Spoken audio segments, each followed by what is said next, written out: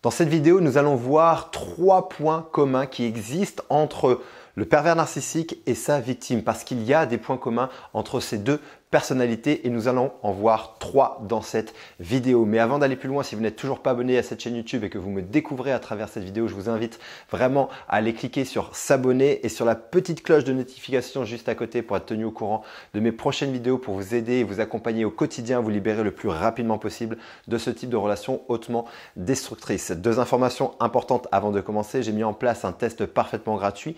Vous retrouverez ce test dans la description de cette vidéo pour vous permettre d'identifier à 100% si aujourd'hui vous êtes bel et bien dans une relation avec un pervers ou une perverse narcissique. 2e information, j'ai créé une conférence il y a quelques jours de 50 minutes dans laquelle j'ai condensé mes 10 dernières années d'expérience de coaching et j'ai accompagné des centaines de personnes ces 10 dernières années et vraiment dans cette vidéo vous aurez l'essentiel de l'information fondamentale que vous devez absolument connaître et avoir pour commencer à vous libérer dès aujourd'hui. C'est un indispensable, allez voir cette vidéo le plus rapidement possible. Vous retrouvez le lien juste en dessous dans la description également. Alors oui, il existe des points communs entre le bourreau et sa victime, entre le pervers narcissique et sa proie. Et ces points communs, ils sont déjà au nombre de 3, peut-être même plus, mais j'en ai déjà décelé 3 qui sont assez flagrants. La première chose, ça va être la blessure. Il y a un point commun. Et je crois vraiment que c'est un lien qui unit ces deux personnalités et ça va être la blessure de l'enfance. Il y a une blessure la plupart du temps. Attention, c'est une généralité que je fais, il peut y avoir des cas spécifiques, mais chez la plupart des personnes que j'ai accompagnées, les personnes qui sont dans mon programme Renaissance, il y a au départ une blessure d'abandon et de rejet qui provient de l'enfance. Donc soit c'est quelque chose qui a été vraiment vécu, un abandon comme un parent qui est parti, un parent peut-être aussi décédé qui peut être vécu comme un abandon, ou une sensation, une blessure d'être rejeté par ses parents, de ne pas être aimé, de ne pas suffisamment être aimé, de ne pas suffisamment être à la hauteur, de ne pas se sentir légitime parce que pas de valorisation, très peu de marques d'amour, de tendresse de la part des parents ou d'un des parents qui a créé une blessure. Et on retrouve cette blessure quasiment systématiquement chez les victimes de pervers narcissiques, mais également chez les pervers narcissiques. Parce qu'on sait aujourd'hui que les pervers narcissiques, pour la plupart en tout cas, ont eu aussi cette blessure d'abandon ou de rejet.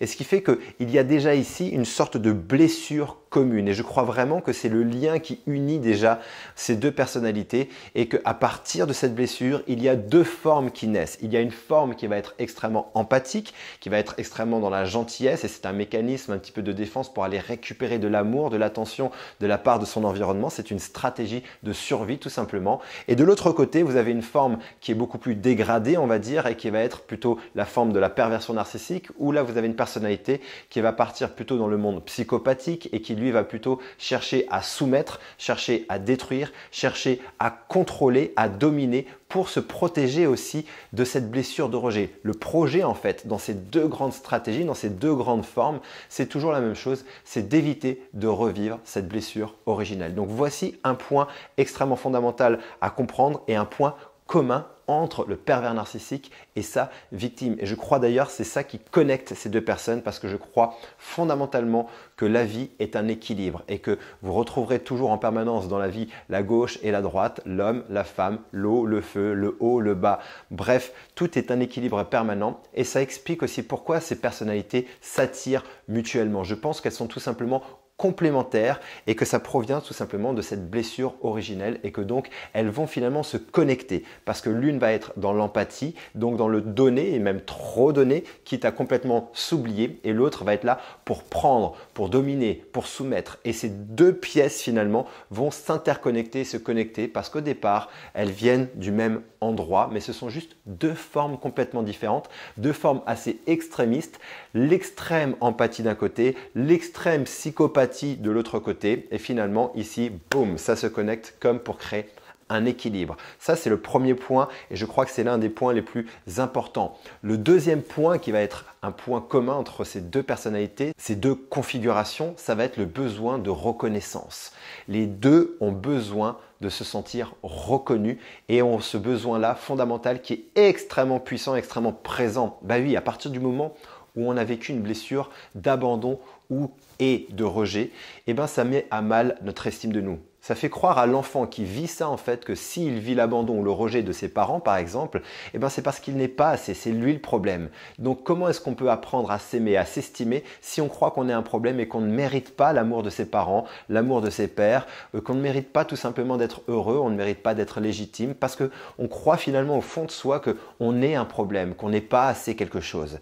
À partir de ce moment-là, je vais être en quête, en recherche de reconnaissance. Une fois de plus, il y a deux formes qui vont naître à partir de ce besoin-là et de cette blessure-là, qui va être une première stratégie qu'on va retrouver chez les victimes avec leur extrême gentillesse, leur extrême compassion, leur extrême empathie, qui a en fait derrière un projet, une fois de plus, c'est d'éviter de revivre le rejet ou l'abandon. Et ça va être finalement d'aller rechercher de la reconnaissance, de l'amour grâce à cette gentillesse, grâce à cette empathie, grâce à cette compassion, grâce à cette incapacité finalement à dire non. Parce que dire non et cette difficulté à mettre des limites à l'autre, c'est tout simplement je ne veux pas prendre le risque que l'autre me rejette ou m'abandonne. Je ne veux pas revivre cette blessure-là.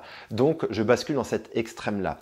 À l'inverse, le pervers narcissique va plutôt lui chercher à écraser, à dominer, à soumettre. Pourquoi? Pour un besoin aussi de reconnaissance. Le pervers narcissique a tendance à être extrêmement critique, extrêmement dévalorisant, extrêmement cassant. Pourquoi? Parce qu'il cherche en fait à se rassurer sur son besoin de reconnaissance, son besoin de s'affirmer, de savoir qui il est. Parce que la blessure est la même au départ. Je crois que je ne vaux pas grand-chose, que je ne suis pas assez et donc je vais finalement chercher à soumettre, à dominer parce que j'ai un besoin de reconnaissance. Regardez comme je suis le meilleur, regardez comme je suis le plus fort. Il va vivre dans un monde de compétition où il va rechercher tout le temps en permanence à dominer et à soumettre les autres. Mais le besoin qu'il y a derrière, c'est le besoin d'exister, le besoin d'être reconnu. Et là, on retrouve une fois de plus un équilibre entre un extrême qui cherche à dominer et à soumettre et un autre extrême qui lui va plutôt chercher à être extrêmement gentil, extrêmement empathique, ne pas savoir mettre de limites. Et là, on retrouve un point commun, une trame commune, mais juste que dans la forme, ce sont deux extrêmes complètement différents dans la forme, mais le fond et le besoin derrière est exactement le même. Ce qui nous amène ensuite au troisième point. Le troisième point commun qui est parfaitement connecté à toute cette dynamique que je partage avec vous aujourd'hui, c'est la dépendance affective, la dépendance à l'autre. À partir du moment où on a une blessure d'abandon et de rejet, que finalement notre estime de nous est mise extrêmement à mal, qu'on croit que finalement on n'est pas assez quelque chose, donc on ne mérite pas l'amour, on ne mérite pas le bonheur, on ne mérite pas d'être reconnu, on ne mérite pas d'être légitime. Bref, à ce moment-là, qu'est-ce qui va se passer dans les deux formes? On va se sentir dépendant à l'autre. Le pervers narcissique est autant dépendant de la victime que la victime du pervers narcissique. Et ce qui va se passer à ce moment-là, c'est que les deux vont se connecter une fois de plus et vont se sentir dépendants l'un à l'autre. Ça veut dire quoi? Ça veut dire que les pervers narcissiques, en plus, sont des manipulateurs, de grands manipulateurs, et vont créer aussi cette dépendance. Souvent, par contre, cette dépendance, et pas tout le temps, une fois de plus, attention, il y a des spécificités. Là, je parle de façon générale, mais souvent et la plupart du temps, la dépendance affective était déjà présente chez la victime, justement par un manque de confiance, un manque d'estime, un manque d'amour de soi. Elle croit donc, cette victime, que l'amour ne peut provenir que de l'extérieur et qu'elle n'est pas digne de ça. Donc, lorsqu'elle trouve une personne qui lui donne de l'amour ou ne serait-ce que des miettes d'amour, elle va s'y accrocher pensant que finalement elle a trouvé le Saint Graal, elle a trouvé la personne qui va lui apporter ce qu'elle n'a pas à l'intérieur et qui va lui donner ça.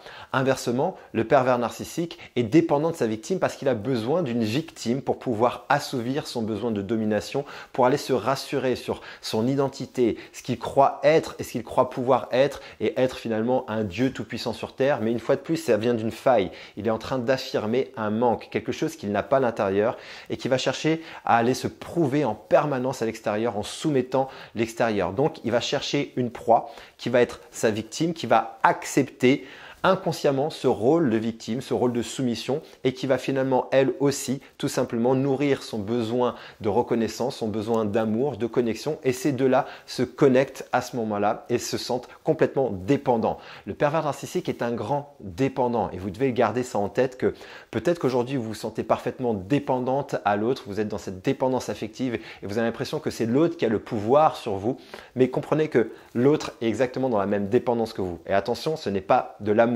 C'est tout simplement un traumatisme d'attachement et ça, c'est une grande différence. L'amour est libre, le traumatisme et la peur et la dépendance, c'est de la peur. Ce n'est pas de l'amour. C'est la peur de revivre une blessure. L'amour, on n'est pas du tout dans la peur de revivre une blessure, même si on n'a pas envie, même si on a peur finalement que l'autre nous quitte parce qu'on n'a pas envie de souffrir.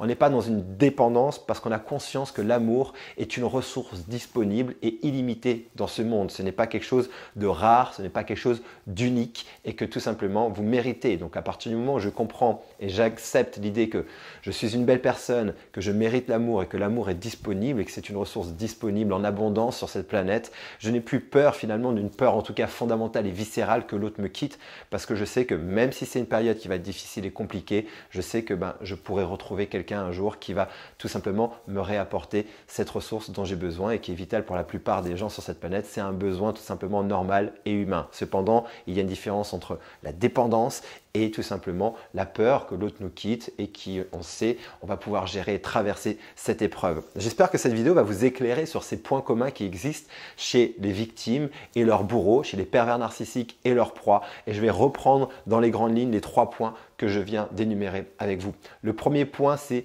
la blessure. C'est la première chose. Les deux proviennent de la même blessure d'abandon et de rejet, qui est la plupart du temps ces 2 grandes blessures qui connectent tout simplement ces 2 individus. À partir de cette blessure-là, il va y avoir un deuxième point commun et qui va être la suite logique de cette blessure. Ça va être le besoin de reconnaissance avec 2 formes différentes. Empathie et en face psychopathie. Besoin de donner à outrance, besoin de prendre à outrance. Et ensuite, à partir de là, on monte d'un stade et le 3e point commun finalement, c'est la dépendance qui est tout à fait une suite logique de cette échelle que l'on vient de voir de ces 3 points communs. J'espère vraiment que cette vidéo va vous aider à mettre de la clarté sur ce que vous vivez, sur ces points communs, pour comprendre un peu mieux la mécanique, parce qu'il y a des mécaniques qui existent entre les bourreaux et leurs victimes. Il y a aujourd'hui tout simplement des schémas qui existent entre les pervers narcissiques et leurs proies. On ne tombe pas sur un pervers narcissique par hasard, il y a à chaque fois les mêmes causes qui engendrent les mêmes effets, il y a les mêmes schémas qui engendrent toujours les mêmes résultats et qu'aujourd'hui, vous devez absolument comprendre que vous êtes la clé de votre libération et que ça va passer par un travail sur vous, ça va passer par un travail de changement de croyance, ça va passer par un vrai travail sur vos blessures, sur un changement complet de votre état d'esprit parce que la victime dans ce schéma-là finalement est la seule personne qui peut créer un changement. Pourquoi? Parce qu'elle a une grande capacité de remise en question et une fois de plus, des fois beaucoup trop et des fois c'est à outrance qui empêche la personne de pouvoir se consolider, de pouvoir renforcer un système en elle qui va l'aider à avancer. Mais bien évidemment, c'est elle qui a les clés de sa libération. Vous, aujourd'hui, en tant que victime, vous êtes la clé de votre libération parce que le pervers narcissique n'a aucunement l'intention de vous lâcher, n'a aucunement l'intention en fait de faire de vous une femme ou un homme libre si vous êtes aujourd'hui un homme victime d'une perverse narcissique, le projet étant de vous soumettre, le projet étant de vous dominer, le projet étant de vous détruire. Donc vous êtes aujourd'hui la clé de votre libération et comprendre ces mécanismes-là, augmenter aujourd'hui votre vision, votre clarté sur ce que vous êtes en train de vivre, sur les mécanismes qui sont en jeu et comprendre que vous êtes la solution et que ça va passer par vous, c'est votre transformation personnelle, votre changement aujourd'hui d'identité et tout simplement aussi d'état d'esprit qui va faire que vous allez pouvoir transformer votre vie, retrouver votre confiance en vous, retrouver votre joie de vivre, retrouver qui vous êtes réellement et ça va passer par un travail sur vous. Et là, vous aurez à ce moment-là la possibilité de réellement transformer votre vie et de vivre une véritable renaissance. Et si c'est quelque chose qui vous intéresse, j'ai mis en place ces prochains jours quelques créneaux pour vous permettre d'avoir une session diagnostic au téléphone où on fera le point ensemble avec une personne de mon équipe ou moi-même sur votre situation, sur ce que vous vivez, sur ce que vous traversez, sur vos difficultés.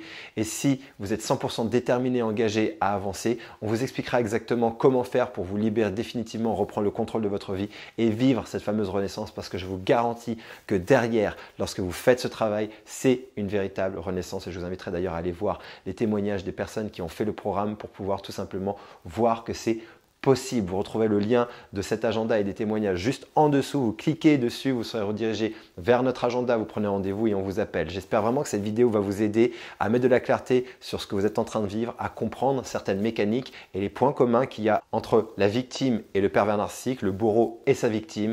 Et si c'est le cas, n'hésitez pas à me mettre un pouce, n'hésitez pas à commenter cette vidéo, à la partager à quelqu'un qui a besoin d'entendre cette information.